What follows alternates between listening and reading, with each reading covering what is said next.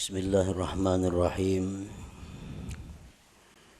Alhamdulillahilladzi fataha li awliyaihi baba mahabbatihi wa ta'atihi wa waffaqahum li ta'atihi wa khidmatihi.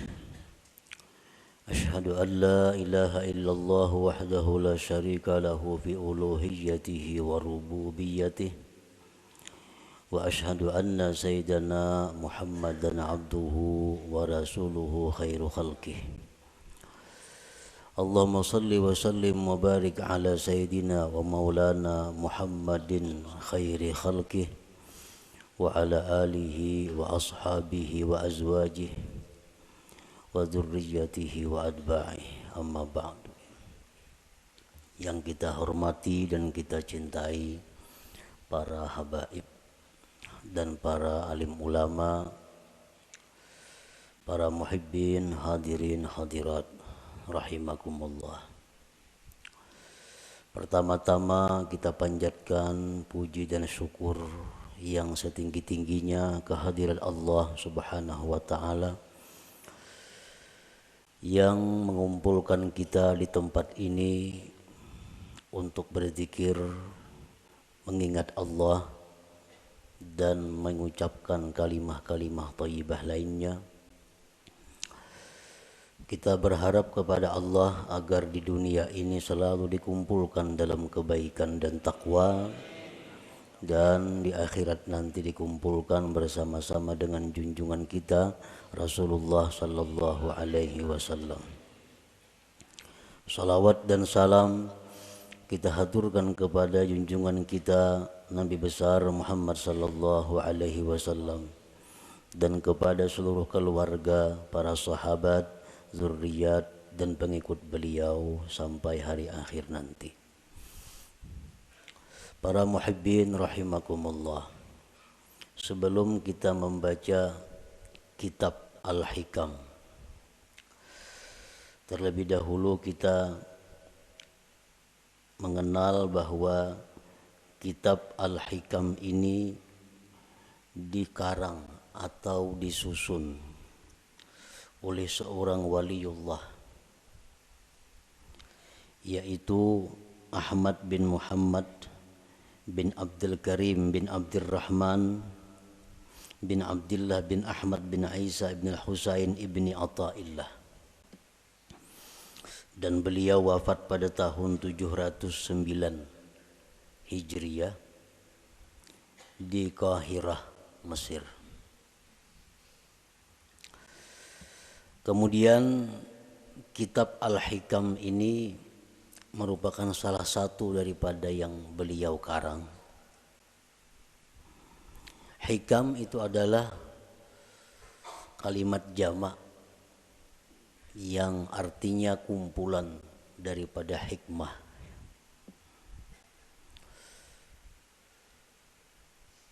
Syekh Muhammad Hayat As-Sindi mengatakan bahwa di dalam hikam itu ada 264 hikmah. 264 hikmah itu terkumpul di dalam satu kitab sehingga dinamai kitab itu adalah Al-Hikam. Nah, mengenai hitungan berapa hikmah yang ada di dalam kitab Al-Hikam itu bermacam-macam para ulama menghitungnya. Ada yang mengatakan jumlah hikmah yang ada di dalam hikam itu berjumlah 264. Ada yang mengatakan 275 dan ada yang mengatakan lain pada yang demikian.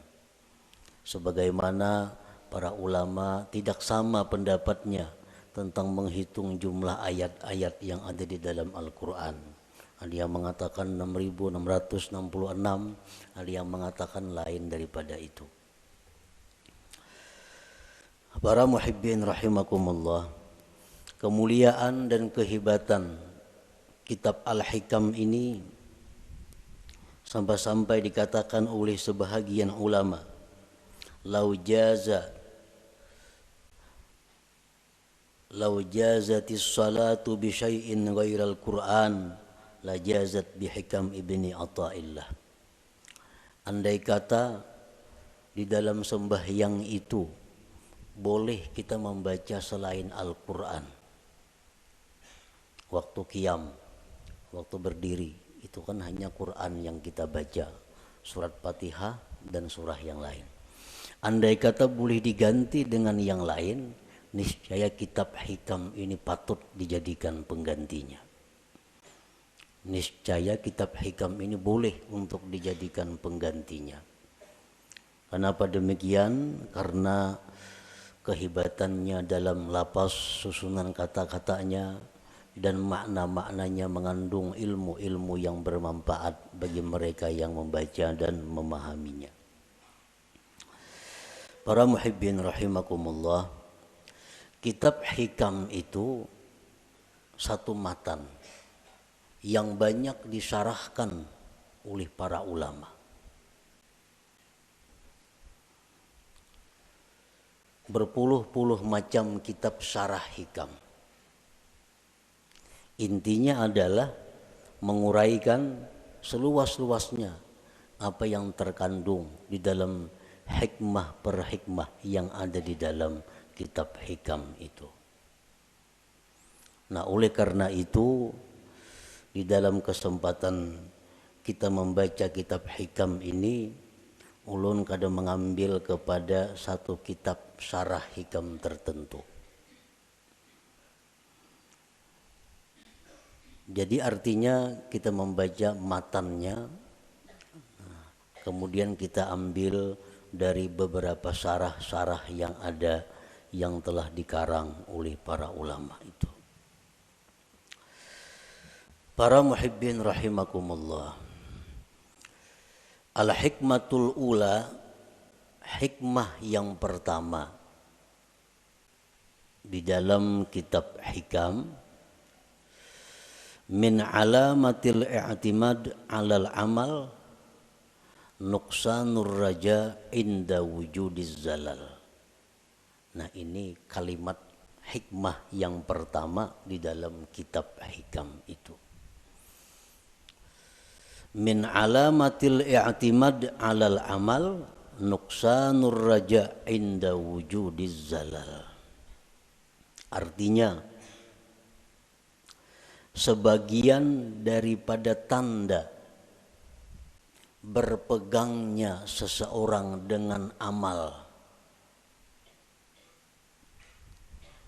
berkurangnya mengharap rahmat Allah ketika adanya kesalahan pada dirinya.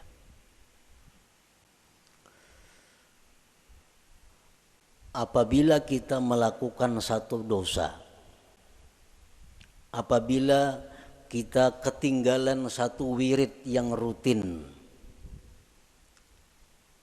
nah kemudian kita merasa jauh dari rahmat Allah,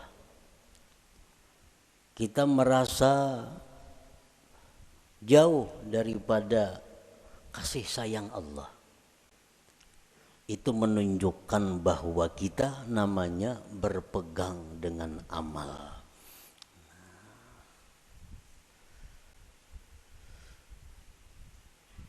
Orang-orang yang mulia, orang-orang yang sudah mengenal lebih jauh tentang Allah Subhanahu wa ta'ala, dalam keadaan apapun mereka itu tidak berkurang harapnya kepada Allah.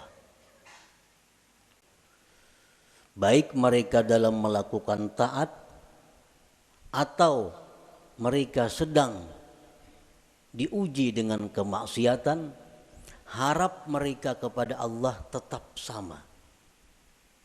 Kenapa sebabnya? Karena mereka tidak berpegang kepada amal.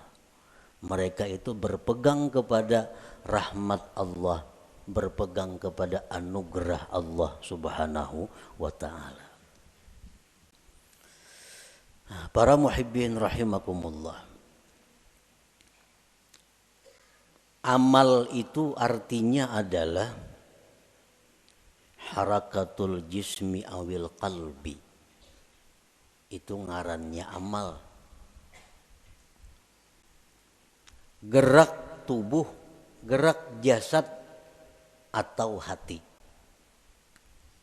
Bila bergerak awak kita nih ngarannya beramal. Nah, bila bergerak hati kita ngarannya beramal. Itu arti amal. Fa in taharraka bima fihi sawab summiya ta'atan. Wa in taharraka bima fihi al-iqab summiyat maksiatan. Apabila gerak badan kita atau gerak hati kita itu ada pahalanya, itu ngarannya taat. Apabila gerak badan atau hati kita itu mengakibatkan kita disiksa, ngarannya maksiat. Jadi maksiat itu beramal juga. Makuat badan itu beramal jar. Orangnya penjudi. Kawah jadi padahal kan pak amalnya. Karena amal itu artinya gerak badan atau gerak hati. Bila bapahala ngarannya taat, bila maksiat bilanya disiksa ngarannya maksiat. Itu arti amal. Para muhibbin rahimakumullah, kemudian yang kita fokuskan perhatian kita adalah amal yang mendatangkan sawab, pahala atau taat. Kita tinggalkan amal yang mendatangkan siksa, yaitu maksiat. Nah, amal taat ini ada 3. Amal taat itu ada 3. Pertama ada amal syariat ngarannya. Yang kedua ada amal tarikat. Yang ketiga ada amal hakikat. Ini ketiga-tiganya adalah taat. Ketiga-tiganya adalah taat. Baik amal kita ini syariat, baik amal kita ini tarikat, atau amal kita itu hakikat, itu sama-sama mendatangkan pahala.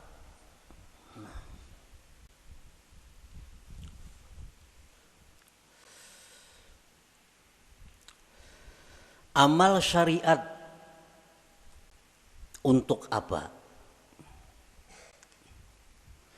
Para ulama tasawuf mengatakan amal syariat itu gunanya li islahil jawarih, untuk membaguskan anggota tubuh kita. Membaguskan mata, membaguskan telinga, membaguskan mulut, membaguskan tangan, membaguskan kaki. Itu disebut adalah amal syariat.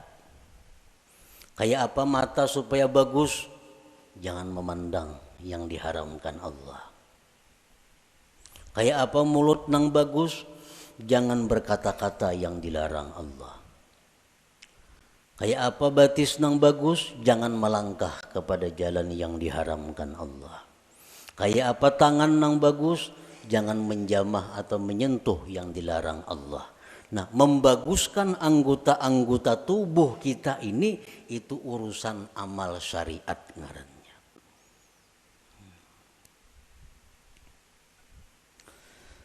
Wa amalut tariqah li islahil qulub. Sedangkan amal tarikat itu untuk membaguskan hati.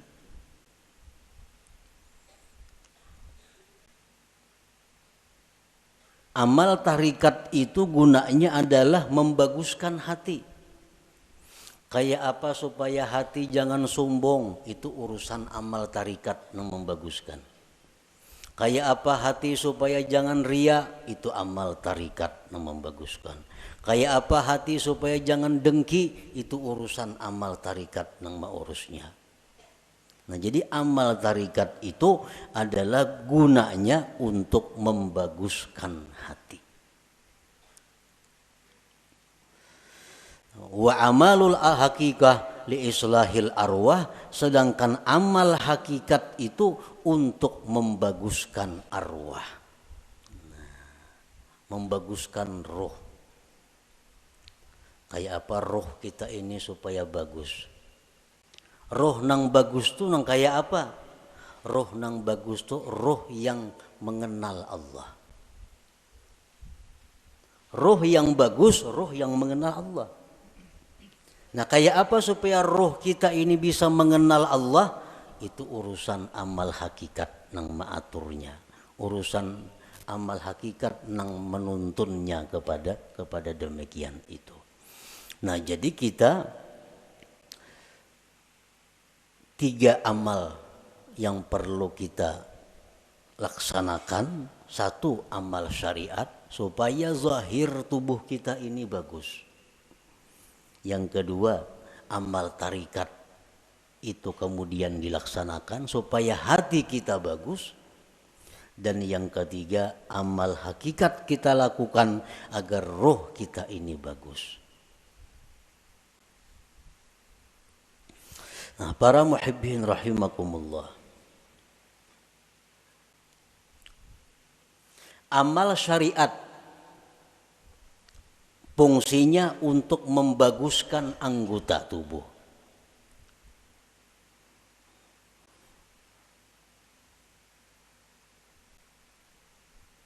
Amal syariat fungsinya untuk membaguskan anggota tubuh. Apa inti daripada amal syariat itu? Amal syariat itu saling banyakan. Tetapi kembali kepada 3 pokok. 3 pokok inilah yang disebut dengan amal syariat. Pertama, tobat. Nah, pertama tobat. Yang kedua, takwa. Yang ketiga, istiqamah. Nah, ini seluruh amal syariat kembali kepada 3 ini. Tobat, kemudian takwa, kemudian istiqamah. Nah, tobat artinya apa? Membersihkan diri daripada yang kotor-kotor. Membersihkan diri daripada maksiat-maksiat. Itu tobat. Dimandii. Nah, mandi itu tobat karena. Imbah mandi hanyar dipakaiani. Nah, dipakaiani betapi, babaju, bakupia, bermacam-macam pakaian. Nah, itu adalah takwa. Nah, kayak apa supaya jangan lepas pakaian itu dari kita? Ngarannya istiqamah. Menbanu beselawar, menbanu betilanjang tuh ada istiqamah ngarannya. Istiqamah ini selalu berpakaian. Nah, artinya apa? Selalu menjunjung perintah Allah, menjauhi yang dilarang Allah dalam keadaan apapun. Itu istiqamah. Dalam keadaan susah, rajin ibadah. Dalam keadaan kaya, rajin ibadah. Dalam keadaan sakit, rajin ibadah. Dalam keadaan sihat, rajin ibadah. Dalam keadaan apapun ibadah kada tertinggal. Ini ngarannya istiqamah. Nah, 3 hal itu urusan amal syariat.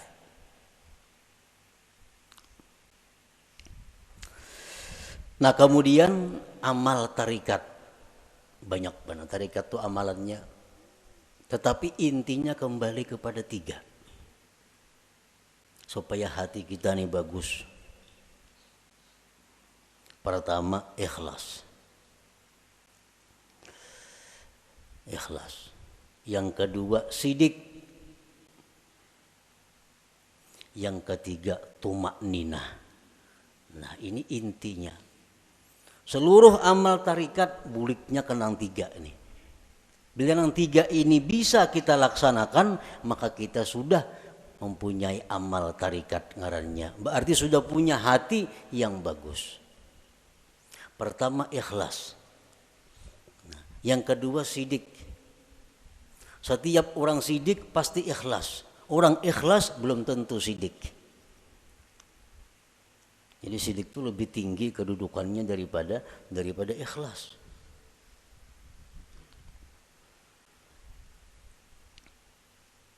Orang sembahyang itu bisa ikhlas, belum tentu sidik. Belum tentu sidik. Buktinya apa? Belum tentu sidik. Seringkali kita mengucap dalam sembahyang itu Bismillahirrahmanirrahim. Mulut kita. Tapi hati kita di manakah? Hati kita di rumah. Itu kada jujur ngarannya. Kalau orang yang jujur mulutnya Bismillahirrahmanirrahim, hatinya Bismillahirrahmanirrahim. Nah, jadi kedudukan sidik lebih tinggi daripada ikhlas. Nah, yang ketiga tumakninah. Tumakninah itu artinya tentramnya hati dengan Allah. Tentramnya inya tuh lawan Allah nang tentram. Lawan keluarga, anak, bini, laki, duit, harta, kekayaan, pangkat itu kadang membuat inya tentram. Tapi begitu mengingat Allah, hatinya tentram. Nah, ini tumakninah. Ini urusan tarikat. Urusan tarikat. Jadi kalau orang sudah lulus dalam tarikat itu pasti tentram dengan Allah. Alladzina amanu wa tatma'innu qulubuhum bidzikrillah, ala bidzikrillah tatma'innul qulub. Ini untuk orang tarikat. Nah, orang-orang yang beriman itu tentram hatinya dengan mengingat Allah. Nah, jadi kalau kita sudah bertarikat, lulus dalam tarikat itu, pasti kita tentramnya kita dengan Allah. Tak kumpul lawan siapa saja, kadang membuat tentram. Tapi begitu kita ingat Allah, walaupun seorangan di hutan belantara, tetap tentram hatinya. Nah, ini sudah orang yang lulus dalam tarikah ngarannya. Nah, yang ketiga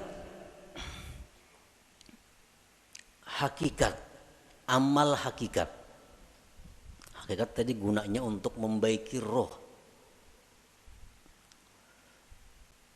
Roh yang baik itu roh yang kenal Allah. Nah, kayak apa roh kita ini supaya kenal Allah? Itu urusan amal hakikat, pekerjaan hakikat. Dan inti pekerjaan hakikat itu kembalinya kepada tiga. Pertama murakabah.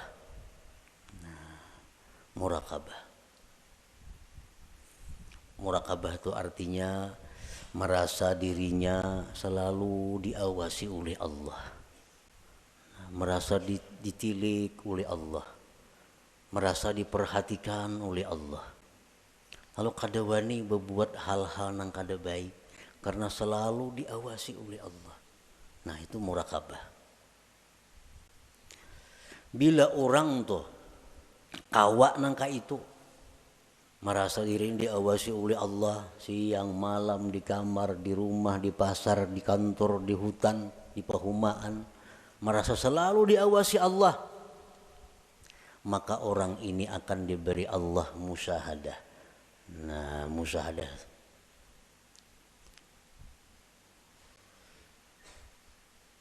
Bila orang itu sudah musyahadah lawan Allah, ngarannya ma'rifat lawan Tuhan. Jadi amal hakikat ini tiga, murakabah, musyahadah, ma'rifat. Itu amal hakikat ngarannya.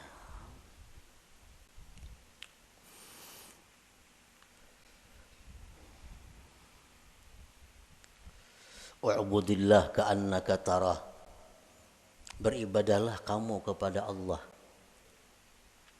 seolah-olah engkau itu melihat Allah. Nah, itu musyahadah. Beribadahlah engkau melihat Allah.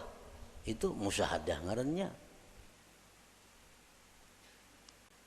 Tapi fa illam takun tarah, jikalau engkau belum mampu melihat Allah, fa innahu yarak, Allah melihat engkau. Nah, itu murakabah ngarannya.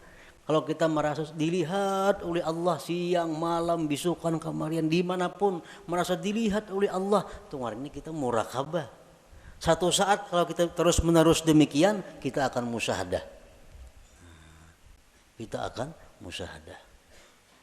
Bila musyahadah itu diberi ma'rifat ujung-ujungnya.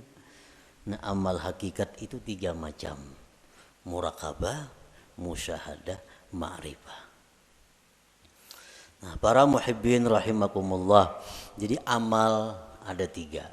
Amal syariat, yang pertama kita laksanakan amal syariat.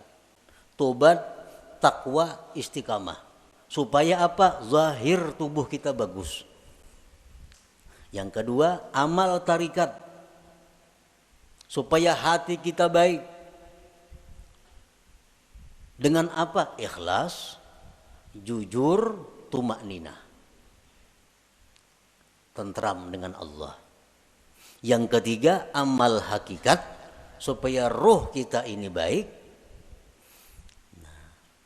Murakabah, musyahadah, ma'rifat.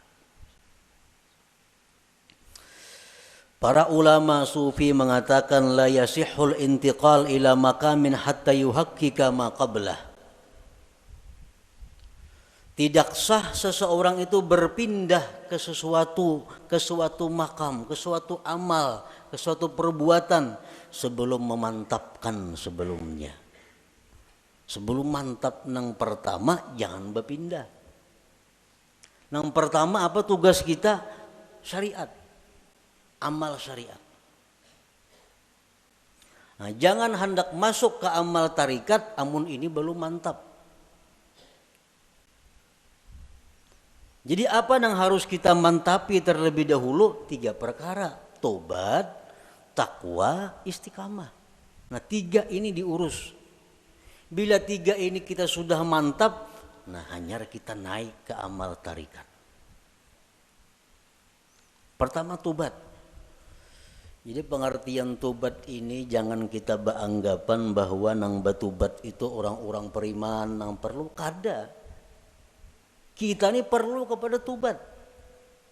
Jangan dianggap orang nang tengah jalan itu nang harus bertobat. Jangan orang-orang nang kada karuan itu kita anggap inya perlu bertobat. Sebenarnya kita sendiri mesti selalu tobat. Kita tiap hari mesti tobat.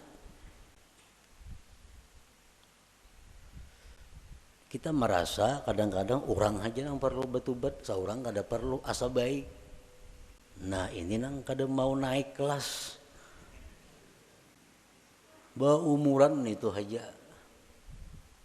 Kenapa? Karena bila merasa tobat orang nang perlu bertobat, seorang ini asa bujur sudah.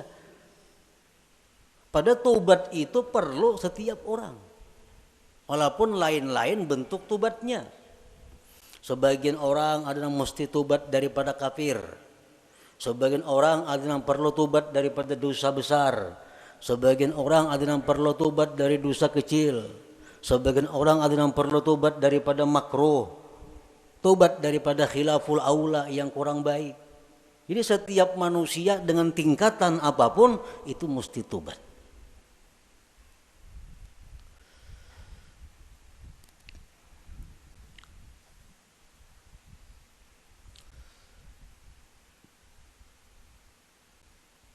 Nah kita sudahlah bertobat, sudah. Dulu minum arak, sekarang ampih. Dulu penjudi, sekarang ampih. Tobat. Dulu ketujuh riba, sekarang ampih. Tobat. Dahulu suka zina, sekarang ampih, sudah tobat. Nah cuma tahukah kita tobat kita itu diterima atau kada? Nah, karena orang nang ampe itu belum tentu diterima.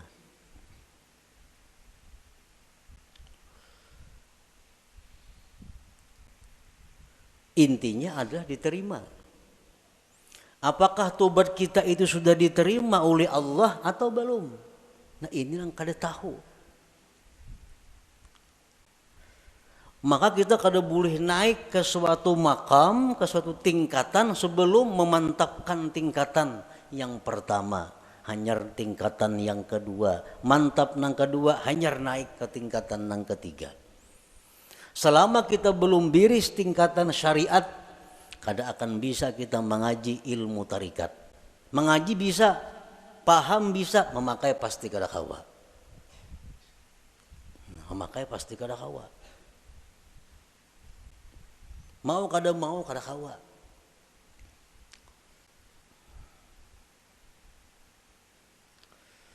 tarikat belum biris, belum matang, belum selesai, kada akan bisa naik kepada hakikat. Maka dengan hakikat itulah kita bisa dapat kepada ma'rifat. Nah, jadi diibaratkan itu ma'rifat itu satu mutiara. Nah, mutiara andaknya mutiara itu di dalam ruangan nang halus, muat awak. Ruangannya muat awak. Ruangan nang halus ini andaknya di sebuah kamar. Nah, kamar kawah jorong boleh membaandam. Dan kamar itu andaknya dalam sebuah rumah. Nah, rumah ini mau naik sepeda motor kawah aja ke rumah. Nah, jadi kita kada bisa masuk ke rumah kalau kita masih banyak bawaan. Ada kawa. Kalau kita masih banyak bawaan kita masih berinting, sering banyakan bawaan. Kalau kita bakajal ke rumah, kada kawa.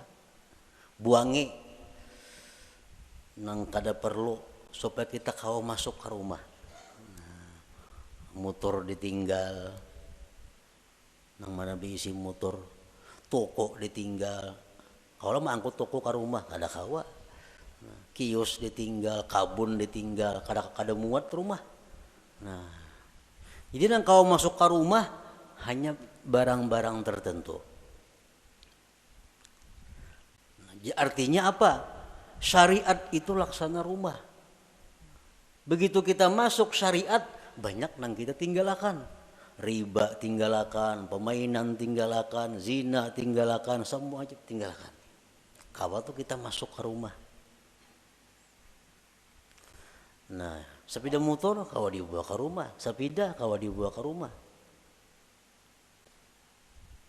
Begitu kita hendak masuk kamar, nah, ngalih bawa sepeda motor ke kamar, ngalih bawa kendaraan ke kamar itu, pas ditinggal di luar kamar, baka karasan kada kawa bahanjuran.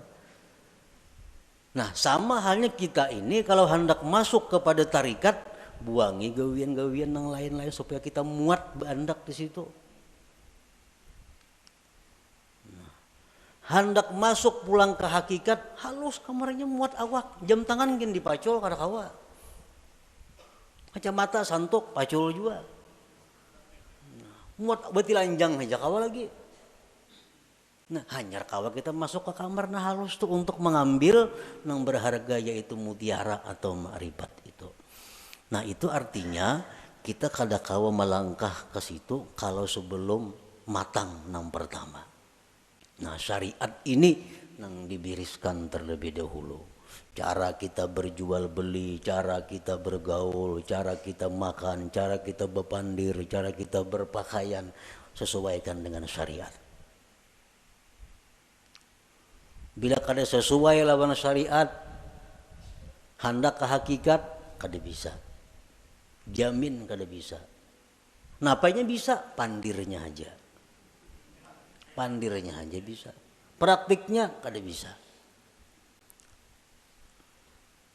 Itu sudah hukum, ketentuan. Syariat kada mantap kada kawan naik ke tarikat. Tarikat kada mantap kada kawan naik ke hakikat. Nah, jadi fokus kita ini adalah membaguskan dahulu syariat kita. Kayak apa membaguskan syariat? Tobat. Nang ketujuh menggibah, tobat. Nang ketujuh riba, tobat. Nang ketujuh memakai pakaian haram, tobat. Imbah kita tobat itu perlu diteliti, perlu dipikirkan. Tobatku ini diterima juga kah, kada kah? Selama kita belum ada ketentuan tobat ini diterima atau kada diterima, hati kita masih kada nyaman, hati kita masih kada tentram karena belum ada kepastian tobat atau kada tobat. Takwa kemudian ibadah, sembahyang, puasa segala macam. Takwa, istiqamah terus menerus seperti itu. Bila 3 macam ini kawa, nah ayo ya naik kita ke amal apa? Ke amal tarikat. Kita wajib mengusahakan syaratul kabul. Kita wajib mengusahakan syarat diterima tobat kita, diterima takwa kita, diterima istiqamah kita. Itu kita wajib mengusahakan persyaratannya supaya ini diterima oleh Allah. Sembahyang contohnya. Kayak apa sembahyang itu supaya diterima oleh Allah? Ada syarat-syaratnya. Yang pertama, supaya sembahyang itu diterima oleh Allah, syaratnya adalah ilmu. Fakullu man bighairi ilmin ya'malu amaluhu mardudatun la tuqbalu. Tiap-tiap orang yang bekerja beramal tanpa ilmu ditolak, tidak diterima. Jadi sembahyang kita ambil contoh amal syariat sembahyang contohnya, supaya sembahyang ini diterima Allah kayak apa? Satu, punya ilmu. Belajar bujur-bujur sembahyang tuh. Rukuk kayak apa, sujud kayak apa, amun masbuk kayak apa, kada salat membaca Fatihah kayak apa caranya. Nah, bujur-bujur belajar sembahyang supaya sembahyang kita diterima. Yang kedua, supaya diterima sembahyang itu ikhlas. Berhubung ini amal syariat, ikhlasnya pun ikhlas syariat. Ikhlas syariat yang kayak apa? Sembahyang mengharapkan surga, sembahyang karena takut lawan api neraka, ikhlas menurut syariat. Sembahyang kita mudahan masuk surga dengan itu syariat bujur, ikhlas. Kenapa sembahyang? Takutan kalau pindah ke neraka mati, itu ikhlas dalam syariat. Jangan ada tujuan lain sembahyang. Contoh, kita ambil contoh sembahyang supaya dipuji orang, supaya dihormati orang, dimuliakan orang. Jangan ada sedikit pun dalam hati demikian. Ikhlas. Yang ketiga, syaratnya diterima itu sembahyang atau amal-amal ibadah lainnya, muwafaqatus syurut wal arkan wal adab. Sembahyang kita ini sesuai syarat. Penuhi syarat-syaratnya apa? Rukun-rukunnya apa? Adabnya apa? Orang hendak sembahyang mesti berwudu, suci daripada hadas najis, menutup aurat, menghadap kiblat, masuk waktu. Nah, penuhi. Bersihin najis, sucikan hadas dengan wudu, tutup aurat, tunggu waktu sembahyang, bila masuk hanyar sembahyang. Nah, itu syaratnya sudah biris. Syaratnya biris, rukunnya, rukun sembahyang. Rukuk kayak apa, bacaan Fatihahnya kayak apa, sujudnya kayak apa, sesuaikan dengan aturan. Embah itu pulang adab. Walaupun sembahyang ini syaratnya cukup, rukun cukup, tapi kada beadab, itu bisa kada diterima.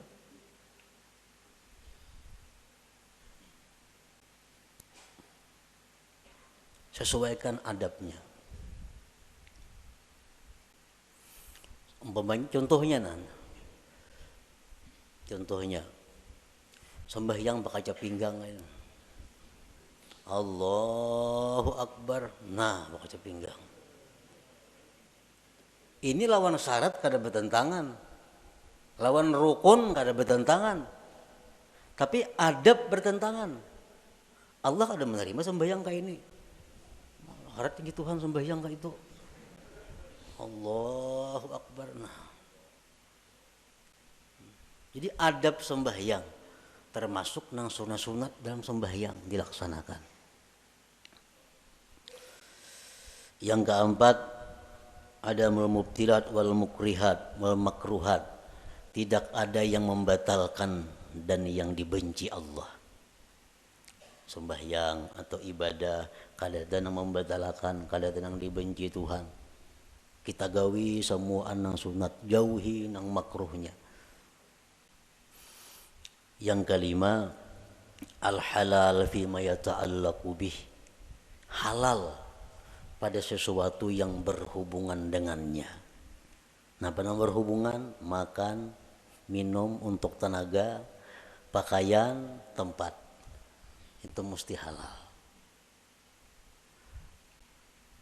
Rasulullah bersabda,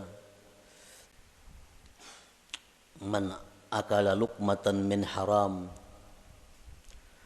lam tuqbal minhu salatu arba'in lailah. Orang yang makan satu suap daripada makanan yang haram tidak diterima sembahyang 40 malam. Sasuap tuh kita makan nang haram 40 malam sembahyang kita ditolak Allah. Sepiring berapa suap?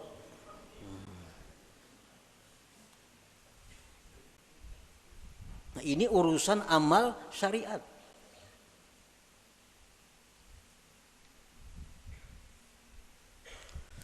Pakaian kita mesti halal.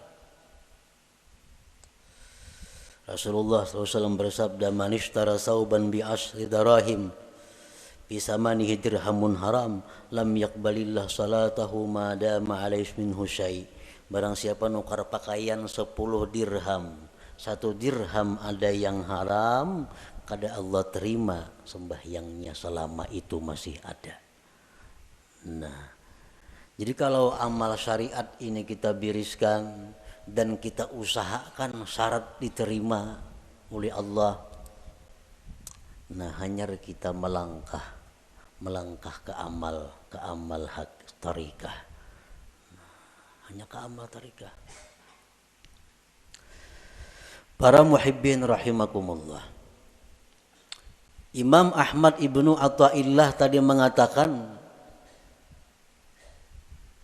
termasuk tanda orang yang berpegang dengan amal, kurangnya berharap kepada Allah ketika terjadi maksiat pada dirinya.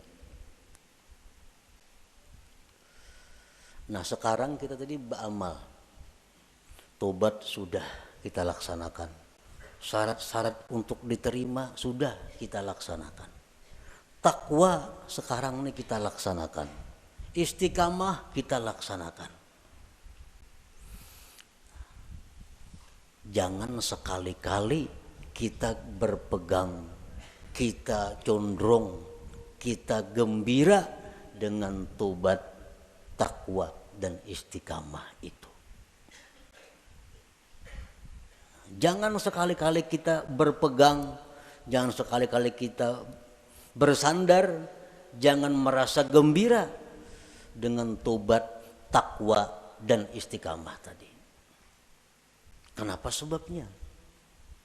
Karena takwa, tobat, istiqamah itu bagian amal syariat tuh, itu kada akan bisa memasukkan kita ke dalam surga. Ada perlu kita gembira dengan itu. Lalu apa nang kita gembirakan? Nang kita banggakan, nang kita gembirakan itu adalah rahmat Allah nang datang kepada kita sehingga kita bisa tobat, bisa takwa, bisa istiqamah. Nah, rahmat Allahnya ini nang kita gembirakan, bukan takwanya. Nah, bila kita menggembirakan dengan takwa yang kita lakukan, ngarannya berpegang dengan amal. Bila orang berpegang lawan amal itu, lawan Tuhan turun naik. Bila banyak maksiat asa jauh lawan Tuhan. Bila berbuat taat asa parak lawan Tuhan. Padahal Tuhan tuh ada berjauh berparak sebenarnya. Nah, di situ kelemahan tauhid kita. Kenapa kita bila berbuat maksiat asa jauh lawan Tuhan? Berbuat taat asa parak lawan Tuhan. Karena kita berpegang lawan amal. Jangan kita berpegang dengan rahmat Allah, apapun keadaan kita selalu dekat dengan Allah. Baik dalam maksiat kita dekat dengan Allah, waktu taat dekat lawan Allah, karena kita berpegang lawan Allahnya, bukan dengan amal kitanya. Nah, ini min alamatil i'timad 'alal amal nuqsanur raja inda wujudiz zalal. Rasulullah SAW bersabda, la yadkhula ahadukumul jannah bi amalihi. Seseorang kamu, ujar Nabi, selamanya tidak akan bisa masuk surga dengan amalnya. Nah, buat apa kita berpegang lawan amal? Buat apa kita gembira dengan tobat, gembira dengan takwa, gembira dengan sembahyang? Nah, apa gembira akan? Itu kadang membawa ke surga, ujar Nabi kita. Qalu wala anta ya Rasulullah, Qala wala ana, aku pun ya Nabi, amalku kada bisa masukkan aku ke surga. Illa ayyatagammadani Allah birahmatih, kecuali Allah yang meliputkan aku dengan rahmatnya. Nah rahmatnya ini yang kita gembirakan. Oh kita gembira, kita suka tobat sebab Allah memberikan rahmat kepada aku. Bukan dengan tobatnya kita gembira, tapi dengan rahmat yang diberikan Allah kepada kita. Nah itu yang kita pegang. Bila kita memegang rahmat Allah, kita kada akan berubah dengan Allah dalam keadaan taat atau dalam keadaan maksiat. Nah inilah inti daripada yang dimaksud dalam hikmah yang pertama Imam Ahmad Ibnu Athaillah, min alamatil i'timad alal amal nuksanur raja inda wujudiz zalal. Tanda orang yang berpegang dengan amal, kurang berharap, rasa jauh bila mana dia maksiat kepada Allah, padahal kada boleh itu. Jadi kita dalam taat dekat dengan Tuhan. Kita waktu maksiat pun jangan merasa jauh lawan Tuhan, tetap dekat dengan Tuhan. Karena maksiat taat itu adalah bagian daripada amal. Amal kada perlu kita pegang. Yang kita pegang adalah Allah, rahmatnya dan anugerahnya. Nah kemudian sesudah itu al-hikmatus saniyah, hikmah yang kedua daripada Imam Ahmad Ibnu Athaillah. Iradatuka tajrid ma'a ikamatillah iyyaka bil asbab minasyahwatil khafiyah wa iradatukal asbab ma'a ikamatillah iyyaka bit tajrid inhitatun anil himmatil aliyah. Nah itu kita baca insyaallah pada minggu yang akan datang. La hadratin Nabi sallallahu alaihi wasallam al-Fatihah. A'udzubillahi minasyaitonir rajim. Bismillahirrahmanirrahim. Maliki yaumiddin. Iyyaka na'budu wa iyyaka nasta'in. Ya Allah biha, ya Allah biha, ya Allah bihusnil khatimah. Ya Allah biha, ya Allah biha, ya Allah bihusnil khatimah. Ya Allah biha, ya Allah biha, ya Allah bihusnil khatimah. Ya ayyuhar rajun minhu syafatan sallu وسلموا تسليما اللهم صل وسلم وبارك عليه